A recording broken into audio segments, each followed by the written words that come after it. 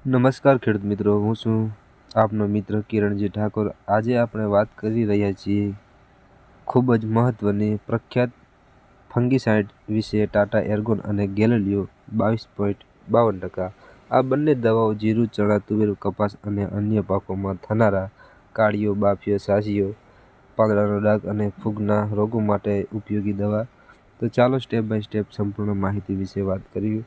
પહેલાં આપણે ટાટા એર્ગોન વિશે વાત કરીએ તો ખેડૂત મિત્રો, ટાટા એર્ગોન એક શક્તિશાળી સિસ્ટેમેટિક ફંગીસાઇડ દવા છે। એનો મુખ્ય ઘટક ક્રિપ્ટોક્સોમેટ્રી 44.30% SC। આ દવા ફૂગના શ્વાસ લેવાની પ્રક્રિયાને અટકાવે છે અને જેથી ફૂગ વધતી નથી અને ધીમે ધીમે નષ્ટ થાય છે। ટાટા એર્ગોન કયા રોગના અસરકારક છે તે આપણે ટાટા એર્ગોન ખાસ કરીને નીચેના આપણે આગળ વાત કરીએ તો જીરુમાં કાળીઓ અને બાફીઓ, સાસીઓ, પાંદડાનો ડાઘ, ચણામાં ફૂગના રોગ, ડાઉન અને પાવડરી મિલ્ડ્યુ।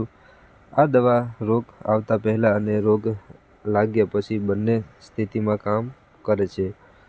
ખેડૂત મિત્રો, ટાટા એર્ગોનનો ડોઝ 15 લિટર પાણીમાં 20 ml નાખી એનો છંટકાવ કરી દેવાનો રહેશે। સ્પ્રે હંમેશા સવાર કે સાંજના ઠંડા સમયે કરવો, જેથી કરીને રિઝલ્ટ સારું મળે।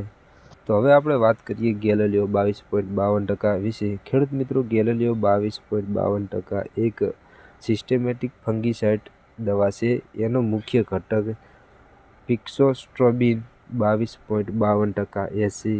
આ દવા પાંદડામાં અંદર સુધી પ્રવેશ કરે છે અને ફૂગના કોષોને ઉર્જા મળતી અટકાવે છે।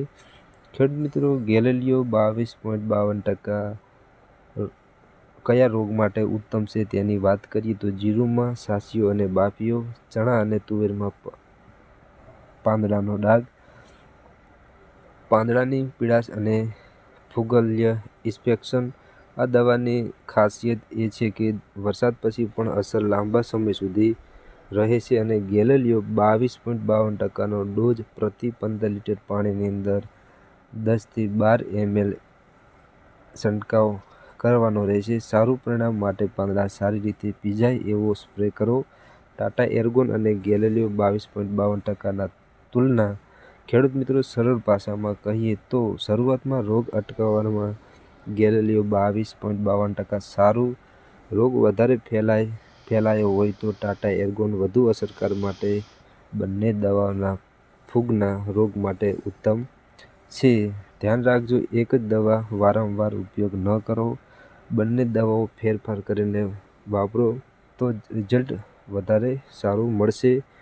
મહત્વની સાવચેતી, હંમેશા માસ્ક અને હાથ મોજા પહેરો, ભલામણ કરતાં વધારે ડોઝ ન કરો, બીજી દવાઓ સાથે મિક્સ કરતા પહેલા જાણકારી લો, બાળકો અને પશુઓથી દૂર દવા રાખો। અંતમાં મહત્વની આપણે એક વાત કરીએ તો ખેડૂત મિત્રો, જો તમે સમયસર યોગ્ય દવા, યોગ્ય ડોઝ અને યોગ્ય સમયે ઉપયોગ કરશો તો ચોક્કસ તમને પાક સ્વસ્થ રહેશે, ઉત્પાદન વધશે અને આવકમાં પણ તમારે વધારો થશે। જો તમને આ માહિતી ઉપયોગ લાગી હોય તો વિડીયોને લાઈક કરજો અને ચેનલમાં નવા હોય તો ચેનલને સબસ્ક્રાઈબ કરવાનું ભૂલતા નહીં।